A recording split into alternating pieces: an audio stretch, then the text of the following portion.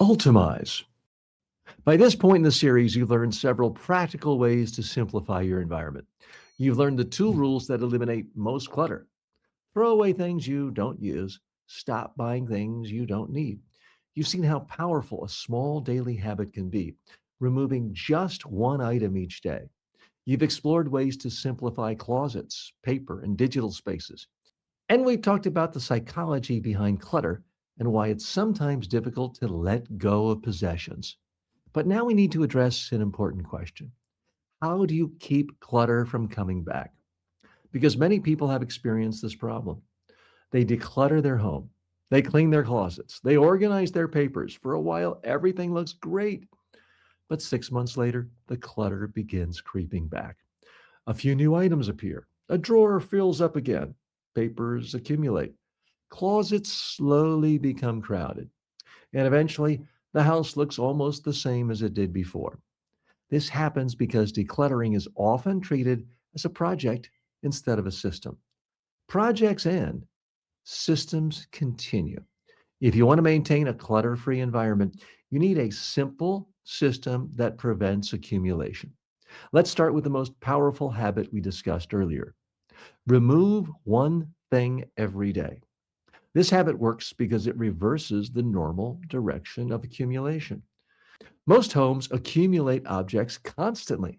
Packages arrive, mail arrives, purchases enter the house, gifts appear. Without a counterbalancing habit, clutter naturally grows.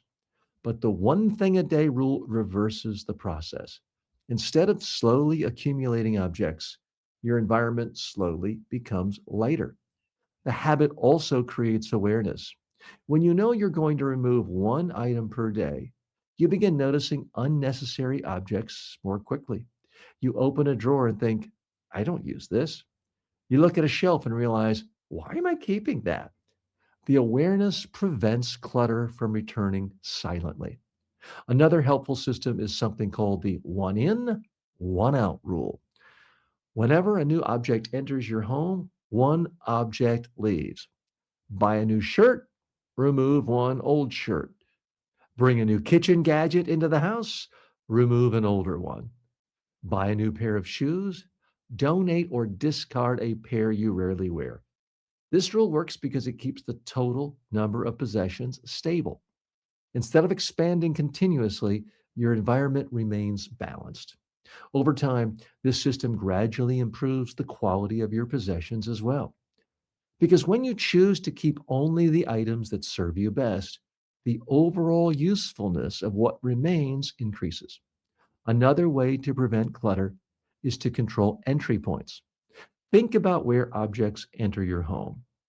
Mail arrives, packages arrive, groceries arrive, shopping bags arrive. If those entry points are unmanaged, clutter spreads quickly.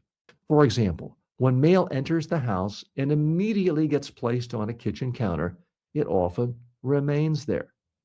Then another piece arrives, then another. Soon the counter becomes a stack of paper. Instead, create a simple routine. Mail enters the house, it gets sorted immediately. Trash goes into recycling. Action items go into one designated place. Everything else disappears. The same idea works for packages. When a box arrives, open it, remove the item, discard the packaging immediately. Don't allow boxes to accumulate in corners or hallways. These small routines prevent clutter from spreading beyond the point of entry. Another useful habit involves surfaces, tables, counters, desks, dressers. Flat surfaces naturally attract clutter. People set things down temporarily, then forget about them. Over time, these temporary placements become permanent piles. A helpful rule is to treat surfaces as working areas, not storage areas. When you finish using a surface, clear it. Return objects to their proper location. This habit keeps rooms looking organized without requiring large cleaning efforts. Another area where clutter often returns is shopping behavior. Remember the second rule we discussed early in the series? Stop buying things you don't need. This rule becomes easier when you introduce a small pause before purchasing. When you see something you want to buy, wait. Give yourself time. Ask a few simple questions. Do I truly need this? Will I really use it regularly? Does it improve my life enough to justify the space it will occupy? Often the desire to purchase something fades after a short delay. And every unnecessary purchase avoided is clutter that never, ever enters your environment. There's another interesting effect that occurs when people maintain simpler environments. Their standards change. Once you experience living in a home with clear surfaces, organized spaces, and fewer possessions, clutter becomes more noticeable. A pile of papers stands out. An unused object on a shelf becomes obvious. A crowded drawer becomes uncomfortable. This awareness helps maintain the environment automatically. Because when clutter becomes visible quickly, it gets addressed quickly. And that prevents large accumulations from forming again. Another powerful mindset shift is recognizing that possessions are tools.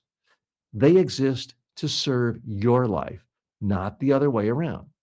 When objects become burdens requiring storage, maintenance, and attention without providing value, they no longer serve their purpose. Decluttering is simply the process of removing tools that are no longer useful, so the ones that remain can serve you better. When you combine these habits, daily removal, thoughtful purchasing, controlled entry points, and clear surfaces, you create a system that prevents clutter from returning. And systems are what sustain results over time. In the next and final episode of this series, we're going to do something slightly different. Instead of introducing new ideas, we'll reinforce the most important principles from this entire program. It will be a short episode designed to be played repeatedly, a quick reminder of the habits and mindset that keep your environment simple and organized. Think of it as a mental reset you can listen to whenever you need it. I'm TJ Walker, and this is Declutter Your Life. If you're getting any value out of this podcast, go to ultimize.com to receive a free habits building course.